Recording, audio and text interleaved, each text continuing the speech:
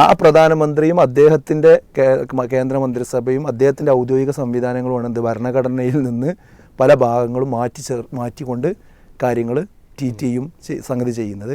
അത് അല്ലെങ്കിൽ സാമ്പത്തിക താല്പര്യത്തെ എങ്ങനെയാണോ ഭരണകൂടം കാണുന്നത് അതിനെ റിഫ്ലക്റ്റ് ചെയ്യാൻ വേണ്ടി തന്നെയാണ് സോഷ്യലിസം എന്ന പദം പിന്നെ കൊണ്ടുവരുന്നത്.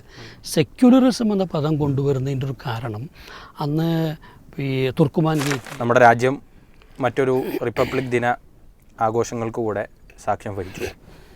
ഈ ഒരു സമയത്ത് രാജ്യത്തിൻ്റെ സർക്കാരിൻ്റെ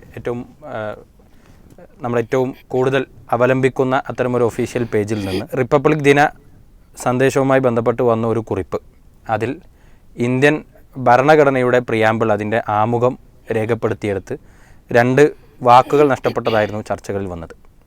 സെക്കുലർ, സോഷ്യലിസം എന്നീ 2 വാക്കുകളാണ് അതിൽ നിന്ന് നഷ്ടപ്പെട്ടതായി, അതിലില്ലാതെ പോയതായി ചർച്ചയിലൊക്കെ വന്നത്. സ്പോട്ട്ലൈറ്റ് ആദ്യമായി പരിശോധിക്കുന്നത് ഈ ആഴ്ചയിൽ ആ വിഷയത്തിലേക്കാണ്. ഗവൺമെൻറ്റിൻ്റെ ഭാഗത്തു നിന്ന് അങ്ങനെ വരുമ്പോൾ ഉണ്ടാകുന്നൊരു പ്രയാസവും നിലപാടും. ഇതിൽ നമ്മൾ ഏറ്റവും പ്രധാനപ്പെട്ട ഒരു കാര്യം അതെല്ലാവരും അറിയേണ്ടത്, ഈ ഭരണഘടന എന്ന ആശയം അത് ശരിക്ക് മനുഷ്യൻ്റെ ദീർഘകാലത്തെ ഒരു ചരിത്രത്തിലൂടെ രൂപപ്പെട്ടു വന്ന വലിയൊരാശയമാണ്. ഇപ്പോൾ നമുക്കറിയാം, ഇപ്പോൾ ഹമ്മുറാബിയുടെയൊക്കെ കോഡിനെ കുറിച്ച് നമ്മൾ കേട്ടിട്ടുണ്ട്. മെസപ്പൊട്ടോമിയൻ സംസ്കാര കാലഘട്ടത്തിൽ തന്നെ ഉള്ള ചില ആശയങ്ങൾ. പിന്നീട് ഗ്രീസിൽ, ഏതൻസിൽ അത്തരത്തിലുള്ള ചില ഈ നിയമ വ്യവസ്ഥകൾ രൂപപ്പെടുന്നത്. ഇപ്പോൾ പ്രവാചകൻ സല്ലല്ലാഹു അലൈഹി വസല്ലമ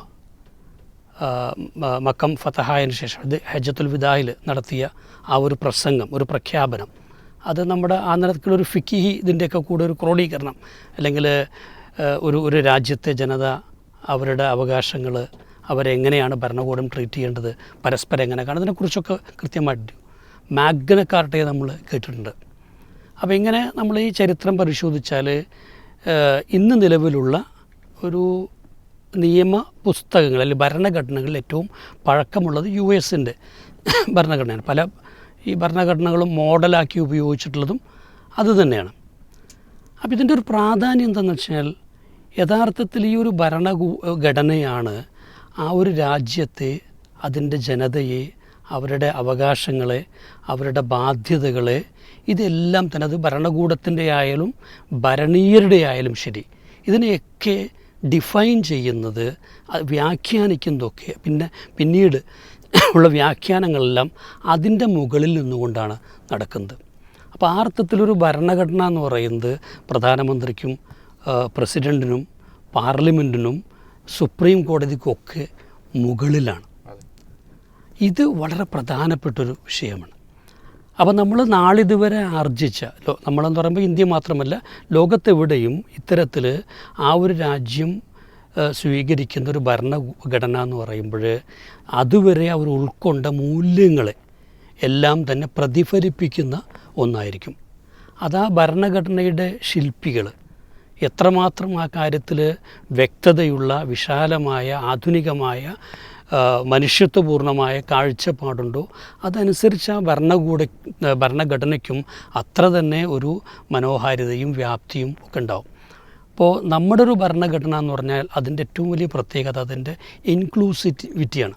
ഇത്രയേറെ ഭാഷകളും സംസ്കാരങ്ങളും മതങ്ങളും ജാതികളും ഉപജാതികളും ഒക്കെ ഉള്ള ഒരു രാജ്യത്ത് ഇവരെയെല്ലാം ഉൾക്കൊള്ളാൻ പറ്റുന്ന, അവരെ ഏകീകരിപ്പിക്കാൻ പറ്റുന്ന ഒരു ഭരണഘടന ഉണ്ടാവുക എന്നുള്ളതാണ്. അതുകൊണ്ട് തന്നെ ഒരു ഭരണഘടനയ്ക്ക് വേണമെങ്കിൽ ആളുകളെ ഭിന്നിപ്പിക്കാനും പറ്റും, ഒന്നിപ്പിക്കാനും കഴിയും. അപ്പോൾ ഇവിടെ നമ്മൾ ഈ 2 പദപ്രയോഗങ്ങൾ, അതായത് സോഷ്യലിസം, സെക്യുലറിസം എന്ന ഈ 2 പദപ്രയോഗങ്ങൾ, ഇത് യഥാർത്ഥത്തിൽ നമ്മുടെ ഭരണഘടന ആദ്യത്തെ ഈ സമയത്ത് അതിനകത്തില്ല. പ്രിയാമ്പിളിൽ എന്ത് ചെയ്തിട്ടില്ല, അത് വെച്ചിട്ടുണ്ടായിരുന്നില്ല. ഇത് പിന്നെ പ്രിയാമ്പിളിലേക്ക് വരുന്നത് 1976 എന്നുവെച്ചാൽ ഈ നമ്മളൊക്കെ ഏറ്റവും കിരാതമായ കാലഘട്ടമെന്ന് വിശേഷിപ്പിക്കുന്ന അടിയന്തരാവസ്ഥ കാലത്താണ് ഇന്ദിരാഗാന്ധി ഈ 2 പദങ്ങളെ ഇതിനകത്തേക്ക് കൊണ്ടുവരുന്നത്. അതിന് വലിയ പ്രാധാന്യം ഉണ്ടെന്ന് ഞാൻ പറയുന്നത്. കാരണം അതവർ കൊണ്ടുവരുന്നത് എപ്പോഴാണെന്ന് വെച്ചാൽ, ഇപ്പോൾ അവർ ഗരീബി ഹട്ടാവോ എന്നൊക്കെയുള്ള മുദ്രാവാക്യങ്ങൾ കൊണ്ടുവന്നു. എന്നുവെച്ചാൽ ഈ ഇന്ത്യയിലെ മാത്രമല്ല ബാങ്കുകൾ നേഷണലൈസ് ചെയ്തു. ഇതിലൂടെയൊക്കെ എന്താ വെച്ചാൽ ഇന്ത്യൻ ഭരണകൂടം അല്ലെങ്കിൽ ഇന്ത്യയിലെ ഭരണകൂടം പാവങ്ങളുടെ ഒരു സർക്കാരാണ്, അല്ലെങ്കിൽ അതിൻ്റെ സമീപനം എന്ന് പറയുന്നത് ദരിദ്രരോടുള്ള മുൻഗണനയാണ്. ഈ നിലയ്ക്ക് സമൂഹത്തിൻ്റെ അല്ലെങ്കിൽ ഇന്ത്യയുടെ സാമ്പത്തിക മേഖലയെ അല്ലെങ്കിൽ സാമ്പത്തിക താല്പര്യത്തെ എങ്ങനെയാണോ ഭരണകൂടം കാണുന്നത് അതിനെ റിഫ്ലക്റ്റ് ചെയ്യാൻ വേണ്ടി തന്നെയാണ് സോഷ്യലിസം എന്ന പദം പിന്നെ കൊണ്ടുവരുന്നത്. സെക്യുലറിസം എന്ന പദം കൊണ്ടുവരുന്നതിൻ്റെ ഒരു കാരണം അന്ന് ഈ തുർക്കുമാൻ ഗേറ്റിൽ ഒക്കെ ഉണ്ടായ ചില സംഭവങ്ങൾ, ചില നിർബന്ധ വന്ധീകരണമൊക്കെ നടന്നു. ഇത് ന്യൂനപക്ഷങ്ങളെ ഒരു പരിധിവരെ അരക്ഷിതരാക്കി. അപ്പോൾ ആ സമയത്ത് ഈ ഭരണകൂടം പൂർണ്ണമായും സെക്യുലറാണ് അല്ലെങ്കിൽ പിന്നെ മതാതീതമാണ് രൂപത്തിൽ, മതാതീതമല്ല മതനിരപേക്ഷമാണ് എന്ന് പറയാൻ വേണ്ടി തന്നെയാണ് ഈ പദങ്ങൾ കൊണ്ടുവന്നത്. വെച്ചാൽ അവിടെ പോലും ഈ ഒരു മൂല്യവിചാരത്തിലേക്കാണ് വേണ്ടി അവഗണിക്കായിരുന്നു. ഇന്ദിരാഗാന്ധി അന്ന് ആ രീതിയിൽ അടിയന്തരാവസ്ഥ പ്രഖ്യാപിച്ച് നിൽക്കുന്നൊരു സമയം അവഗണിക്കാമായിരുന്നു. പക്ഷെ അതിന് പകരം അവർ ചെയ്തത് ഈ ഒരു ഇൻക്ലൂസീവ്നെസ്സിനെ അവരും അക്സെപ്റ്റ് ചെയ്യുകയാണ് ചെയ്തത്. ആ അർത്ഥത്തിൽ ഭരണകൂടങ്ങൾക്കുണ്ടാകേണ്ട ഒരു മൂല്യബോധത്തെ കൃത്യമായിട്ട് ഇതിനകത്ത് അവർ പ്രതിഫലിപ്പിച്ചിട്ടുണ്ട്. നമ്മൾക്കറിയാം, നമ്മൾ കുട്ടികളെ ഏതാണ്ടൊരു 8ാം ക്ലാസ് എന്നൊക്കെ എനിക്ക് തോന്നുന്നത് തൊട്ട് നമ്മളിത് പഠിപ്പിച്ചുകൊണ്ട് വരുന്നുണ്ട്. വളരെ വിശദമായിട്ടാണ് ഈ ഭരണഘടനയും അതിൻ്റെ ആവശ്യകത എന്താണ് അതിനകത്തുള്ളത്, അതിലെ അവകാശങ്ങൾ, ഇതെല്ലാം പഠിപ്പിക്കുന്നത്. അപ്പോൾ ഇതിലൂടെ കുട്ടികളെ ഏറ്റവും നല്ല സിവിൽ സിറ്റിസൺസ് ആക്കി വളർത്തുക എന്നുള്ളതാണ് ഉദ്ദേശിക്കുന്നത് തന്നെ. അപ്പോൾ ഇവിടെ ഞാൻ 2 ചോദ്യം ചോദിക്കും. ഒന്ന്, നിലവിൽ നമ്മുടെ പാർലമെൻറ്റിൽ ഉള്ള ആളുകൾ ഇതിൽ എത്ര പേര് യഥാർത്ഥത്തിൽ ഈ ഭരണഘടനയെ ആഴത്തിൽ പഠിക്കാനും അതിനെ ഉൾക്കൊള്ളാനും ശ്രമിച്ചിട്ടുണ്ടാവും? മാത്രമല്ല, കാരണം ഭരണഘടനാ വിരുദ്ധമായ പരാമർശങ്ങൾ പാർലമെൻറ്റിനകത്തു പോലും നമ്മൾ പലതവണ മുഴങ്ങിക്കേട്ടു. ശരിക്കും പറഞ്ഞു കഴിഞ്ഞാൽ അവർക്ക് കൊടുക്കേണ്ട ആദ്യത്തെ ശിക്ഷ എന്താണ്? ഇത് പഠിച്ചിട്ട് എന്താണ്, പരീക്ഷ എഴുതി പാസ്സായിട്ട് തിരിച്ചു വന്നാൽ മതി എന്ന് പറയാണ് വേണ്ടത്. കാരണം അതിലൂടെ മാത്രമേ, കാരണം ഈ സാധാരണ ജനങ്ങൾക്ക് മുകളിലിരുന്നു കൊണ്ട് ഈ പറയുന്ന ആശയങ്ങളെല്ലാം രാജ്യത്ത് ഒരു നയപരമായി തന്നെ എസ്റ്റാബ്ലിഷ് ചെയ്യേണ്ടവരാണ് അവർ. അവർക്ക് തന്നെയും ഈ കാര്യങ്ങളിൽ ധാരണ ഇല്ലാതെയാകുന്നത് വലിയൊരു പ്രശ്നം തന്നെയാണ്. അപ്പോൾ അതുകൊണ്ട് തന്നെ നിലവിൽ നമുക്കറിയാം ഈ രാജ്യത്തിൻ്റെ ഒരു പോക്കൊക്കെ കണ്ടു കഴിഞ്ഞാൽ ഇത് ഈ പറഞ്ഞ പോലെ ഒരു ബാധ്യതയായി മാറിയത് കൊണ്ടാണോ ഇതെല്ലാം ഒഴിവാക്കാൻ ശ്രമിക്കുന്ന നമുക്ക് തോന്നും. പുതിയ നിയമം അത് വന്നു കഴിഞ്ഞു, പിന്നെ NRCയെ കുറിച്ചുള്ള അത് വന്നു. വളരെ സിമ്പിളാണത്. കാരണം നമ്മൾ ഇന്ത്യൻ പൗരന്മാരാകുന്നത് ഭരണഘടനയിലുള്ള ചില വാചകങ്ങളുടെ അടിസ്ഥാനത്തിലാണ്. വളരെ ക്ലിയറാണ്. അപ്പോൾ നമുക്കറിയാം, ഇപ്പോൾ 100 കിലോയിൽ കൂടുതൽ ആളുകൾ ഇന്ത്യക്കാരല്ല എന്ന് ഒരു ഇത് എഴുതി വെച്ചാലോ 100 കിലോ ആവുന്നതോടെ എന്ത് ചെയ്യും? അവൻ പുറത്താവും. അത്ര സിമ്പിളാണത് കാര്യം. അപ്പോൾ അതുപോലെ അതിനകത്ത് എങ്ങനെ ഡിഫൈൻ ചെയ്യുന്നു എന്നുള്ളത് വളരെ വളരെ പ്രധാനമാണ്. ഇതിൽ അവസാനമായിട്ട് പറയുന്നൊരു കാര്യം എന്താ വെച്ചാൽ, എനിക്ക് തോന്നുന്നത് ഇതിൽ നെഹ്റുവും അംബേദ്കറും ഒരു പ്രതിയായി മാറാൻ ചെറിയൊരു സാധ്യതയുണ്ട്. കാരണം അവരെന്ത് ചെയ്തില്ല, അവരിതിനെതിലേക്ക് ചേർത്തില്ല. പക്ഷെ അത് അതീവ സൂക്ഷ്മതയുടെ പേരിലാണ് അവരത് ചെയ്യാറുന്നത്. കാരണം ഈ സോഷ്യലിസത്തെക്കുറിച്ച് അന്ന് തന്നെ നെഹ്റു പറഞ്ഞു. കാരണം സോഷ്യലിസം എന്നപ്പോൾ റിപ്പബ്ലിക് എന്ന ആശയം ഒരുപാട് പഴക്കമുള്ളതാണ്. 2000 കൊല്ലത്തിനപ്പുറം പഴക്കമുണ്ട്. ഡെമോക്രാറ്റിക് എന്ന ആശയത്തിന് ഒരുപാട് പഴക്കമുണ്ട്. പക്ഷേ സോഷ്യലിസം എന്ന ആശയം ഇന്ന് നമ്മൾ മനസ്സിലാക്കുന്ന രൂപത്തിൽ വരുന്നത് ആധുനിക കാലത്താണ്. അപ്പോൾ അതിനേക്കാളും ഉയർന്ന മൂല്യവത്തായ ഒരാശയം ഒരു മറ്റേ സാമൂഹ്യ സാമ്പത്തിക കർമ്മങ്ങളിൽ ഉണ്ടാവുകയാണെങ്കിൽ അത് കൊണ്ടുവരുന്നതിന് ഇതൊരു തടസ്സമായി മാറും. അപ്പോൾ അങ്ങനെ സംഭവിക്കരുത് എന്നുള്ള ഇതുകൊണ്ടാണ് എന്ത് ചെയ്തത്, ആ പദം അവർ തൽക്കാലം എന്ത് ചെയ്ത് ആശയം ഉൾക്കൊണ്ട് ആ പദത്തെ മാറ്റിവെച്ച്. ഇതുപോലെ തന്നെ സെക്യുലറിസം വയ്ക്കാറുന്നത് ഇന്ത്യ നമുക്കറിയാം 99% ആളുകളും മതവിശ്വാസികളായിട്ടുള്ള രാജ്യമാണ്. ഈ സെക്യുലറിസം എന്ന പദത്തെ തെറ്റായി വ്യാഖ്യാനിച്ചാൽ എന്ത് സംഭവിക്കും? നമ്മൾ നേരത്തെ പറഞ്ഞ മതാതീതം എന്ന് വേണമെങ്കിൽ എന്ത് ചെയ്യും, അതേ വയ്ക്കുന്ന അർത്ഥത്തിലേക്ക് പോയി കഴിഞ്ഞാൽ ഇവിടെയുള്ള വിശ്വാസികൾക്കത് പ്രയാസം വരും. അപ്പോൾ ഈ ഒരു സൂക്ഷ്മതാബോധത്തിൻ്റെ പേരിലാണ് ഇവരത് എടുക്കാതിരുന്നത്. അത് അവരെഴുതി വെച്ചിട്ടുണ്ട് വെച്ചാൽ അത് രേഖപ്പെടുത്തപ്പെട്ടുള്ള ആശയമാണ് അർത്ഥം. പക്ഷെ ഇനിയിപ്പോൾ പറയാൻ പോകുന്ന എന്തായിരിക്കും വെച്ചാൽ ഇത് നെഹ്റുവിനും അംബേദ്കർക്കൊന്നും വേണ്ടാത്ത ആശയമായിരുന്നു, ഇപ്പോൾ പിന്നീട് കുറച്ച് പേരെന്താണ് പിടിച്ചിനകത്ത് ഇട്ടതാണ്, അതുകൊണ്ട് അത് എടുത്തു കളയുന്നതിന് കോൺഗ്രസിന് എന്താ പ്രശ്നം, അല്ലെങ്കിൽ നാട്ടുകാർക്ക് എന്താ പ്രശ്നം എന്ന് ചിലപ്പോൾ ചോദിക്കാൻ ഇടയുണ്ട്. എന്തായാലും ഇത് നമ്മളെ സംബന്ധിച്ചോളം അപകടകരമായ ചില സൂചനകൾ അതിനകത്തുണ്ടെന്നുള്ളത് സത്യമാണ്. ഇടയ്ക്കൊക്കെ ഇന്ത്യയിലെ കോടതികൾ ഇത് ചർച്ച ചെയ്ത സമയത്തും വാചകങ്ങളെക്കാൾ അപ്പുറം ഇത് ഭരണഘടന മൂല്യങ്ങളാണ് എന്ന് പല തവണ പല കോടതികളും നമുക്ക് ഡൽഹി ലഫ്റ്റനന്റ് ഗവർണർ അദ്ദേഹം അമിതാധികാര പ്രയോഗം നടത്തിയ സമയത്ത് ഡൽഹി ഹൈക്കോടതി ആ വിഷയത്തിൽ കൃത്യമായൊരു വെർഡിക്റ്റ് പറഞ്ഞു. അതായത് ഈ ലഫ്റ്റനന്റ് ഗവർണർക്ക് എന്തൊക്കെ അവകാശങ്ങളുള്ളത് ഇല്ല എന്നുള്ളത്. അത് പല ഘട്ടങ്ങളിലുണ്ടായിട്ടുള്ള അതിലൂടെ എന്ത് ചെയ്തു, ഒരു കൃത്യത വരുത്താൻ നമുക്ക് കഴിയുന്നത് ഈ ഭരണഘടനയുടെ ഒരു മൂല്യബോധം അവശേഷിക്കുന്നതുകൊണ്ടാണെന്നുള്ളത് തന്നെയാണ്. ഭരണകൂടം എന്നത് ഭരണഘടനയിലൂടെ നിലവിൽ വന്ന ഒരു ബോഡി കൂടെയാണ്. അവർ തന്നെയാണ് ഇതിനെതിരെ ഇങ്ങനെ ഒരു പല ഘട്ടങ്ങളിൽ പല നിലക്കവർ ശ്രമിച്ചുകൊണ്ടിരിക്കുന്നത്. ഇപ്പോൾ ഈ ഒരു ഘട്ടത്തിൽ ഇങ്ങനെ കൂടെ വന്നത്. അതെ, ഭരണഘടന ഭരിക്കുന്ന ആളുകൾക്കൊരു ഭാരമാകുന്നുണ്ടോ എന്നതാണ് പൊതുവെ പൗരന്മാർക്കിപ്പോൾ പിന്നെ കണ്ടുകൊണ്ടിരിക്കുന്ന വിഷയങ്ങളെന്ന് തോന്നുന്നൊരാശങ്ക. യഥാർത്ഥത്തിൽ ഒരു മതേതര രാജ്യത്തിന് വേണ്ടി തയ്യാറാക്കിയ ഒരു ഭരണഘടനയാണ് ഇന്ത്യൻ ഭരണഘടന. പക്ഷേ അത് സ്വാഭാവികമായിട്ട് എന്ത് വരും എന്ന് ചോദിച്ചാൽ ഒരു മതരാഷ്ട്രമാക്കാൻ ഉദ്ദേശിക്കുന്ന ആളുകൾക്ക് അത് ഭാരമായി മാറും. കാരണം മതേതര രാജ്യം നിലനിൽക്കാൻ വേണ്ടി ഉണ്ടാക്കിയ ഭരണഘടന ആണ് നിലവിൽ. ഇവരതല്ല ഉദ്ദേശിക്കുന്നത്. അവരുദ്ദേശിക്കുന്നത് ഇതൊരു മതരാജ്യമാക്കി മാറ്റുക എന്നതാണ്. അപ്പോൾ സ്വാഭാവികമായും അവർക്ക് ഏറ്റവും കൂടുതൽ പ്രയാസം അനുഭവിക്കുക ഭരണഘടന തന്നെയായിരിക്കും. അതിൻ്റെ അസ്വസ്ഥതകളാണ് എന്ത് ചെയ്യുന്നത് ഇപ്പോൾ ഇവർ പുറത്തേക്ക് എടുത്തുകൊണ്ടിരിക്കുന്നത്. നേരെ തിരിച്ചും അങ്ങനെ തന്നെയാണ്. ഒരു മതരാഷ്ട്രത്തിൻ്റെ ഭരണഘടനയാണെങ്കിൽ അതൊരു മതേതര രാജ്യം ഉദ്ദേശിക്കുന്ന ആളുകൾക്ക് അതൊരു ഭാരമായിട്ട് മാറും. നേരെ അങ്ങോട്ടും ഇങ്ങോട്ടും ഭാരമായി മാറും. ഇപ്പം നമ്മളെ രാജ്യത്തെ സംബന്ധിച്ചിടത്തോളം ഇതിൽ ഏത് രാജ്യമാണ് ഇപ്പോൾ എന്നുള്ള ഒരു ആശങ്കയാണ്, ഇപ്പോൾ ആശയക്കുഴപ്പമാണ് ഇപ്പോൾ ആളുകൾക്കിടയിൽ സൃഷ്ടിച്ചിരിക്കുന്നത്. ഇതൊരു മതേതര രാജ്യമാണോ അതോ ഒരു മതരാജ്യമാണോ? ഇടയ്ക്ക് ഭരണഘടനയിൽ മറ്റുള്ള കാര്യങ്ങളിലൊക്കെ നോക്കിക്കഴിഞ്ഞാൽ നമുക്ക് ഒരു രൂപത്തിൽ മനസ്സിലാവും. പ്രയോഗതലത്തിൽ നോക്കിക്കഴിഞ്ഞാൽ വേറെ രീതിയിലാണ് ഇപ്പോൾ മനസ്സിലായിക്കൊണ്ടിരിക്കുന്നത്. അപ്പോൾ ഇവിടെ നമുക്ക് പറയാനുള്ളത് എന്താണെന്ന് വെച്ചാൽ ഈ സംശയം തുടങ്ങിയിട്ട് കുറേ ആയി. അതായത് കുറേ പിന്നോട്ട് പോയാൽ ഇപ്പോൾ നേരത്തെ അമിത് മാഷേൻ്റെ കുറേ സംഗതികൾ പറഞ്ഞു. അതിൽ ഏറ്റവും ലേറ്റസ്റ്റ് ആയിട്ട് പുതിയ പാർലമെൻറ്റിലേക്ക് മാറിയ സന്ദർഭത്തിൽ ഈ സഭാംഗങ്ങൾക്ക് വിതരണം ചെയ്ത പിന്നെ കോപ്പിയിൽ തന്നെ ഈ സെക്കുലറിസം അതേപോലെ പിന്നെ സോഷ്യലിസം ഇതൊക്കെ എന്ത് ചെയ്തിട്ടുണ്ട്, ഒഴിവാക്കപ്പെട്ടിട്ടുണ്ട്. അത് വിവാദമായി. ആ വിവാദമായപ്പോൾ എന്ത് പറഞ്ഞു, നേരത്തെ ഉണ്ടായിരുന്നില്ല. ഇവിടെ വിശദീകരിച്ചതുപോലെ 1976 എന്ത് ചെയ്യുന്നത് ഇത് ഭരണഘടനയിലേക്ക് വരുന്നത്. അത് 42ാം ഭേദഗതിയിലാണ്. അപ്പോൾ അതിന് മുമ്പുള്ള കോപ്പിയാണ് എന്ത് ചെയ്തത് വിതരണം ചെയ്യുന്നത്. അത് പറഞ്ഞുകൊണ്ട് വേണം ചെയ്യാൻ. പിന്നെ ഭേദഗതി വരുത്തി ഫ്രഷ് ആക്കിയ ഒരു സാധനത്തിന് പിന്നെ പഴയതെടുത്ത് വിതരണം അത് ചെയ്യണതിൽ യാതൊരു അർത്ഥമില്ല. അങ്ങനെയാണെങ്കിൽ ആകെ കൺഫ്യൂഷൻ ആവും ഇവിടെ എല്ലാ കാര്യം. അതിൽ അമെൻമെന്റ് വന്നതൊക്കെ പിന്നെ അത് എടുത്ത് പഴയ തന്നെ കൊടുക്കുക എന്നുള്ളതൊന്നും ശരിയായ രീതിയല്ല. അതെ അതെ, എത്ര ഭേദഗതി ഉണ്ട്. അപ്പോൾ അതുകൊണ്ട് എപ്പോഴും ലേറ്റസ്റ്റ് ആണ് എന്ത് ചെയ്യേണ്ടത്, ഉപയോഗിക്കേണ്ടത്. പിന്നെ ആ വിശദീകരണമൊന്നും ശരിയായ വിശദീകരണമല്ല.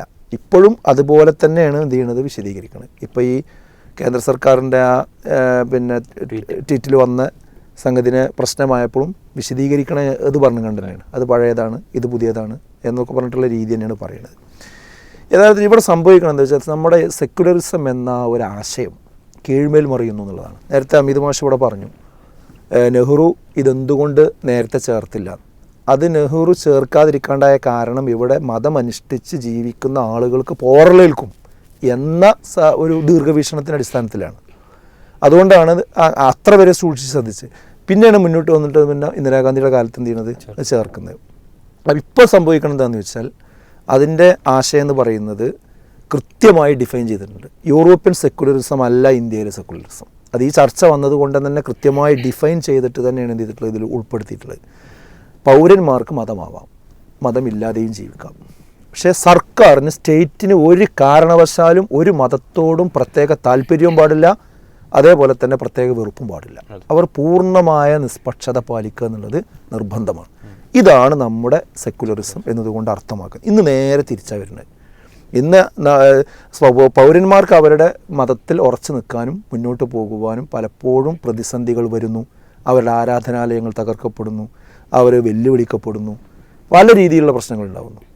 എന്നാൽ ഒരിക്കലും ഒരു മതത്തിനോടും താല്പര്യം പാടില്ല എന്ന് പറയുന്ന സ്റ്റേറ്റ് ആകട്ടെ ഒരു പ്രത്യേക മതത്തോട് താല്പര്യം കാണിക്കുകയും ചെയ്യുന്നു. അപ്പോൾ പൗരന്മാർക്ക് മതം ബുദ്ധിമുട്ടാവുകയും സ്റ്റേറ്റിന് മതം ഉണ്ടാവുകയും ചെയ്യുന്ന ഒരു റിവേഴ്സ് ആക്ഷനാണ് എന്ത് ചെയ്യുന്നത് ഈ സെക്യുലർ വിഷയത്തിൽ ഇപ്പോൾ വന്നുകൊണ്ടിരിക്കുന്നത്. യഥാർത്ഥത്തിൽ മൗലികാവകാശങ്ങൾ ഒരിക്കലും മാറ്റാൻ കഴിയില്ല എന്നതാണ് ഭരണഘടനയുടെ ഒരു അന്തസത്ത. മൗലികാവകാശങ്ങളിൽ പെട്ടാണല്ലോ നമ്മുടെ മതസ്വാതന്ത്ര്യം മറ്റു കാര്യങ്ങളൊക്കെ. അപ്പോൾ ഇവർ ചെയ്യുന്നതെന്ന് ചോദിച്ചാൽ ഇത് ഒരു ഭാഗത്ത് നിലനിർത്തിക്കൊണ്ട് തന്നെ, ഭരണഘടന ഒരു ഭാഗത്ത് നിലനിർത്തിക്കൊണ്ട് തന്നെ അവരവരുടെ അജണ്ടയുമായി മുന്നോട്ട് പോകാനാണ് എന്ത് സാധ്യത. ഇപ്പോൾ ചെയ്തുകൊണ്ടിരിക്കുന്നതൊക്കെ അത് തന്നെയാണ്. ഒരു ഭാഗത്ത് എന്ത് ചെയ്യുമെന്ന് വെച്ചാൽ ധിക്കരിക്കും, ഭരണഘടന ധിക്കരിക്കും. അപ്പോൾ ഭരണഘടന ഇവർ ധിക്കരിക്കുകയാണെന്ന് മൊത്തത്തിലൊരു ട്രെൻഡ് വരുമ്പോൾ അപ്പം തന്നെ ഭരണഘടന സംരക്ഷിക്കുന്നുണ്ട് എന്ന് വരുത്തി തീർക്കും ചെയ്യും. ഈ കഴിഞ്ഞ ഇന്നത്തെ പത്രത്തിലെ വാർത്ത എന്താ വെച്ചാൽ സുപ്രീം കോടതിയുടെ ഒരു വജ്ര ജൂബിലി ആഘോഷം നടന്നിട്ടുണ്ട്. അതിൻ്റെ ന്യൂസ് ഇന്ന് പത്രത്തിലുണ്ട്. ഞാനത് വായിച്ചു നോക്കിയപ്പോൾ അതിൽ ചീഫ് ജസ്റ്റിസിൻ്റെ പ്രസംഗമുണ്ട്. ആ പ്രസംഗത്തിൻ്റെ അന്തസത്ത നമ്മളെ DY ചന്ദ്രചൂഡ് അദ്ദേഹത്തിൻ്റെ അതിൻ്റെ ആശയം എന്താണെന്ന് വെച്ചാൽ ഭരണഘടനാ മൂല്യങ്ങളെ മുറുകെ പിടിക്കാനുള്ള പ്രതിജ്ഞ പുതുക്കേണ്ട ദിനമാകുന്നു ഇന്ന് എന്നാണ്. അത് എവിടെ കോടതിക്കകത്തും കോടതിക്ക് പുറത്തും ഭരണഘടനാ മൂല്യങ്ങളെ നമ്മൾ മുറുകെ പിടിക്കണമെന്ന് പ്രതിജ്ഞ പുതുക്കണം. അതിൻ്റെ തൊട്ട് വലതുവശത്തിരിക്കുന്നത് പ്രധാനമന്ത്രിയാണ്. ആ പ്രധാനമന്ത്രിയും അദ്ദേഹത്തിൻ്റെ കേന്ദ്രമന്ത്രിസഭയും അദ്ദേഹത്തിൻ്റെ ഔദ്യോഗിക സംവിധാനങ്ങളുമാണ് എന്ത് ഭരണഘടനയിൽ നിന്ന് പല ഭാഗങ്ങളും മാറ്റിക്കൊണ്ട് കാര്യങ്ങൾ ചെയ്യും സംഗതി ചെയ്യുന്നത്. അത് ഒരു ഭാഗത്ത് നിലനിർത്തിക്കൊണ്ട് അതിലെ ജനാധിപത്യം എന്ന അതുപോലെ പ്രതിപക്ഷത്തിനുള്ള ബഹുമാനം എന്ന ആദരവ് എന്ന ആ ആശയങ്ങളൊക്കെ നിലനിർത്തിക്കൊണ്ട് തന്നെയാണ് 142 MPമാരെ പുറത്തു നിർത്തിക്കൊണ്ട് വളരെ പ്രധാനപ്പെട്ട ബില്ലുകൾ പാസ്സാക്കി പോണത്. അതുപോലെ തന്നെ ഒരു പ്രത്യേക മതത്തിന് അനുകൂലമായി നിൽക്കുന്ന രീതിയിൽ പ്രവർത്തനങ്ങൾ ഇപ്പോൾ ഈ ക്ഷേത്രത്തിൻ്റെ ഉദ്ഘാടനവുമായി ബന്ധപ്പെട്ട അവധി കൊടുത്തതും അതുമായി ഗവൺമെൻറ് സംവിധാനങ്ങൾ അതിനു വേണ്ടി ഉപയോഗിച്ചതും ഒക്കെ നമ്മൾ കണ്ടതാണ്. അപ്പോൾ ഒരു ഭാഗത്ത് ഭരണഘടനാ മൂല്യങ്ങൾ മുറുകെ പിടിക്കണം എന്നുകൊണ്ട് പരിപാടിയും കാര്യങ്ങളൊക്കെ നടത്തുക, മറുഭാഗത്ത് അതൊക്കെ ചവിട്ടി മതിച്ചുകൊണ്ട് പോകുന്നൊരു സാഹചര്യവും നമ്മൾ എന്ത് ചെയ്യുന്നുണ്ട് മറ്റൊരു ഭാഗത്ത് കാണുന്നുണ്ട്. ഇവിടെ ഇതിനെ ഇന്ത്യ രാജ്യത്തെ ഒരു മതരാഷ്ട്രമാക്കാൻ കഴിയുമോ, ഭരണഘടനയൊക്കെ തിരുത്തിക്കൊണ്ട് കഴിയുമോ എന്നുള്ളതാണല്ലോ ഇവിടുത്തെ പ്രധാനപ്പെട്ട വിഷയം. ഇവിടെ നമുക്ക് പറയാനുള്ളത് എന്താണെന്ന് വെച്ചാൽ അങ്ങനെ ഒരു പ്രതീതി ഉണ്ടാക്കി കൊണ്ടുവരാൻ കഴിയും. എന്നാൽ യഥാർത്ഥത്തിൽ അത് പ്രായോഗികമായി അതാക്കിയെടുക്കണമെങ്കിൽ കടമ്പകൾ ധാരാളമുണ്ട്. അത് യാതൊരു തർക്കമില്ല. കാരണം എന്താണെന്ന് വെച്ചാൽ ഇതൊരു ഹിന്ദുത്വ രാജ്യമായി മാറ്റുന്നു എന്നൊരു പ്രതീതി തൻ്റെ അണികൾക്ക് കൊടുക്കുക എന്നുള്ളത് പ്രത്യേകിച്ച് ഒരു തെരഞ്ഞെടുപ്പിൻ്റെ മുമ്പിൽ നിൽക്കുമ്പോൾ അവർക്ക് നിർബന്ധമാണ്. കാരണം ആ നിലക്ക് ഉള്ളിൽ അവർ വാക്ക് കൊടുത്തിട്ടാണ് അധികാരത്തിൽ കയറിയിട്ടുള്ളത്. അപ്പോൾ ഞങ്ങൾ എന്തൊക്കെയോ ചെയ്യുന്നുണ്ട് എന്ന് ഇടക്കിടക്ക് എന്ത് ചെയ്യണം ഓർമ്മപ്പെടുത്തിക്കൊണ്ടിരിക്കണം. അതിനാണ് ഇപ്പോൾ കഴിഞ്ഞ ഇന്നത്തെ ഒരു ന്യൂസ് എന്താണെന്ന് വെച്ചാൽ ഒരു കേന്ദ്രമന്ത്രി ശന്തനു താക്കൂർ എന്ന് പറയുന്ന മന്ത്രി ഒരു പ്രസ്താവന നടത്തിയിട്ടുണ്ട്. പശ്ചിമ ബംഗാളിലെ ഒരു റാലിയിൽ പ്രസംഗിച്ചിട്ടുണ്ട്. അദ്ദേഹത്തിൻ്റെ പ്രസംഗത്തിൽ ചുരുക്കം എന്താ വെച്ചാൽ 7 ദിവസം കൊണ്ട് ഒരാഴ്ച കൊണ്ട് പൗരത്വ ഭേദഗതി നിയമം ഞങ്ങൾ നടപ്പാക്കുന്നു, ഇന്ത്യ മൊത്തം നടപ്പാക്കുന്നു. അങ്ങോട്ട് കാടടക്കി പറയണം. അത് നടപ്പാക്കണമെങ്കിൽ എന്തൊക്കെ കടമ്പകൾ ഇനി കഴിയണം. അത് പൗരത്വ രജിസ്റ്ററുമായി ബന്ധപ്പെട്ട വിഷയങ്ങൾ അവിടെ ബ്ലോക്കായി നിൽക്കുന്നുണ്ട്. സുപ്രീം കോടതിയിൽ കേസ് നടക്കുന്നുണ്ട്. അതുപോലെ തന്നെ ചട്ടങ്ങൾ ഉണ്ടാക്കിയിട്ടില്ല. ഒരുപാട് പ്രശ്നങ്ങളുണ്ട്. പക്ഷെ അങ്ങോട്ട് പറയണം 7 ദിവസം കൊണ്ട് നടപ്പാക്കുന്നൊക്കെ. അപ്പോൾ എന്താ വെച്ചാൽ ഞങ്ങൾ ചെയ്യും എന്നുള്ള രീതിയിൽ ഇങ്ങനെ പറഞ്ഞു പോവുകയാണ്. അതുപോലെ ഏക സിവിൽ കോഡ് എത്ര മല പോലെ വന്ന് എലി പോലെ പോയൊരവസ്ഥയാണ് എന്ത് മൊത്തം കണ്ടത്. പക്ഷെ അത് നടപ്പാക്കി കഴിഞ്ഞാൽ ഹൈന്ദവ കമ്മ്യൂണിറ്റി തന്നെ ഒരുപാട് പ്രശ്നം വരും. ഏത് കോഡ് നടപ്പാക്കുന്നു എന്ന ചോദ്യത്തിന് ഇതുവരെ അവർക്ക് മറുപടി പറയാൻ പറ്റിയില്ല. ഏകീകരിക്കുമെന്ന് പറയണു, ഏതാണ് ആ ഏകം അത് പറയാൻ കഴിയണില്ല. അപ്പോൾ ഇതൊക്കെ ഇങ്ങനെ പ്രസ്താവന, അതുപോലെ സ്ത്രീ സംവരണം നടപ്പാക്കി പ്രഖ്യാപിച്ചു, എന്ന് നടപ്പാവും? അത് നടപ്പാകണമെങ്കിൽ ആദ്യം സെൻസസ് നടക്കണം. സെൻസസ് നടത്തിയിട്ടില്ല. അങ്ങനെ ചെയ്യേണ്ട അടിസ്ഥാന കാര്യങ്ങളൊന്നും ചെയ്യാതെ ഈ വർത്തമാനം എന്ത് ചെയ്യുന്നുണ്ട്, ഇങ്ങനെ പറയുന്നുണ്ട്. അപ്പോൾ അത് പ്രായോഗികമാക്കി കൊണ്ടുവരിക എന്നുള്ളത് അങ്ങനെ പെട്ടെന്ന് നടപ്പാകുന്നൊരു വിഷയമല്ല. പിന്നെ ഇവിടെ ഒരു സർവേ നടന്നിട്ടുണ്ട്. നമ്മൾ ഇന്ത്യൻ ജനതയ്ക്കിടയിൽ തന്നെ ഒരു ആധികാരിക സർവേയാണ്. ആ നടന്നതിൽ ഇവിടുത്തെ മഹാഭൂരിപക്ഷം വരുന്ന ഹൈന്ദവ കമ്മ്യൂണിറ്റിപ്പെട്ട ആളുകൾ തന്നെ പറഞ്ഞു ഇന്ത്യയെ ഞങ്ങളൊരു മതരാജ്യമാക്കാൻ ആഗ്രഹിക്കണില്ല എന്ന്. ജനങ്ങളാഗ്രഹം അതാണ്. ജനങ്ങൾക്ക് നല്ല ബോധമുണ്ട്. ഇവിടുത്തെ ഹൈന്ദവ കമ്മ്യൂണിറ്റിപ്പെട്ട നല്ല മനുഷ്യന്മാർക്ക് ഒരു നല്ല ബോധമുണ്ട്. അവർക്കറിയാം റിയാലിറ്റി എന്ന് പറയുന്നത് ഇവിടെ ഏതെങ്കിലും ഒരു മതം അടിച്ചേൽപ്പിച്ചുകൊണ്ട് നടക്കാൻ പറ്റുന്ന രാജ്യമല്ല ഇന്ത്യ. ഇവിടെ ഞങ്ങൾ ജീവിക്കുന്ന പോലെ തന്നെ ജീവിക്കുകയാണ് വേണ്ടത് എന്ന് അവർക്ക് കൃത്യമായ ബോധമുണ്ട്. അതുകൊണ്ട് സമാധാനം നശിക്കുന്ന ഒരു പ്രവർത്തനത്തിന് ഒരു പൗരനും എന്ത് ചെയ്യൂല, കൂട്ടു നിൽക്കൂല. ഇത് വളരെ കാലുഷ്യത്തിലേക്കും ഈ അധികാരത്തിൻ്റെ ആ ഒരു അപ്പക്കഷ്ണം നുണയുന്ന ആളുകൾക്കും മാത്രമേ എന്തുണ്ടാവുള്ളൂ, ഇതിൽ ആ നിലക്കുള്ളൊരു സംഗതി ഉണ്ടാവുള്ളൂ. മാത്രമല്ല ഇങ്ങനെ രാജ്യം വന്നു കഴിഞ്ഞാൽ അതിനെ എതിർപ്പ് ആരിൽ നിന്ന് തന്നെ വരും?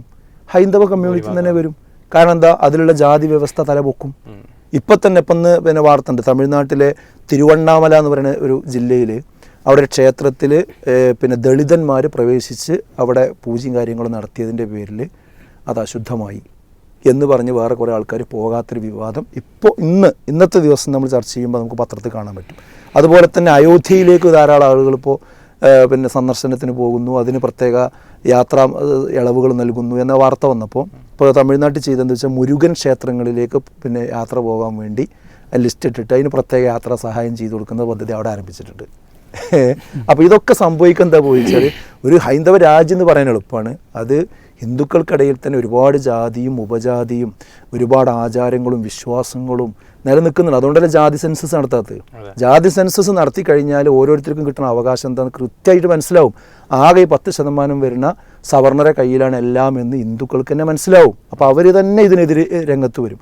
അപ്പോൾ ഒരു ഹിന്ദു രാഷ്ട്രം വന്നു കഴിഞ്ഞാൽ ഏറ്റവും ബുദ്ധിമുട്ട് വരിക ഹൈന്ദവ കമ്മ്യൂണിറ്റിയിൽ തന്നെ പ്രത്യേകിച്ച് അവരുടെ താഴെത്തട്ടിലുള്ള ആളുകൾക്ക് വളരെ വലിയ ഡാമേജ് വരും. അവരാണ് ഇന്ത്യ രാജ്യത്തിൻ്റെ ഏറ്റവും കൂടുതലുള്ളത് എന്നുകൂടി നമ്മൾ മനസ്സിലാക്കണം. പിന്നെ ഈ ചാക്കിട്ട് പിടുത്താണല്ലോ പിന്നെ ഇതിന് വേറൊരു വഴി. ഇപ്പം ഇന്നിപ്പോൾ നമ്മൾ കാണുന്നത് എന്താ, ബീഹാറിൽ നിതീഷ് കുമാർ എത്രാമത്തെ പ്രാവശ്യമാണ് ഈ ചാടുന്നത്? എല്ലാ പത്രത്തിലും കാണുന്നത് ഓന്ത് എന്നാണ് അദ്ദേഹത്തിന് പിന്നെ വിശേഷിപ്പിച്ചിട്ടുള്ളത്.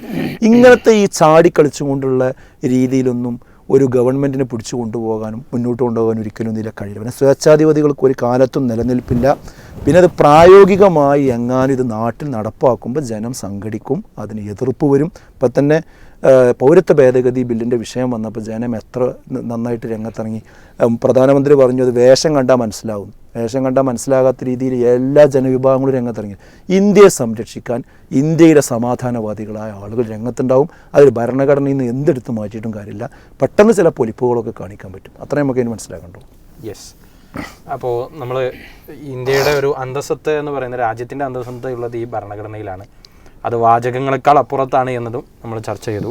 അത് തിരുത്താൻ ശ്രമിക്കുന്നു എന്നൊരു ടെമ്പോ ഉണ്ടാക്കുന്നത് തീർച്ചയായും ഒരു രാഷ്ട്രീയ ലാഭത്തിന് വേണ്ടി മാത്രം ചെയ്യുന്നതാണ് എന്നതാണ് നമ്മളിവിടെ ചർച്ച ചെയ്ത പൊരുൾ.